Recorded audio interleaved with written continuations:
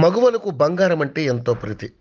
ఇంట్లో ఏ చిన్న ఫంక్షన్ జరిగినా మహిళలు ఎక్కువగా బంగారం కొనుగోలు చేసేందుకే ఇంట్రెస్ట్ చూపిస్తుంటారు. అలాంటి బంగారం ధరలు మాత్రం స్థిరంగా ఉండవు. రోజువారీగా బంగారం, వెండి ధరలు మారుతూ ఉంటాయి. ఈ నేపథ్యంలో యోయో టీవీ ఛానల్ తమ వ్యూవర్స్ ప్రయోజనాల కోసం బంగారం ధరలకు సంబంధించిన సమాచారాన్ని అందిస్తుంది. బంగారం ధరలు మిన్నట్టుతున్నాయి.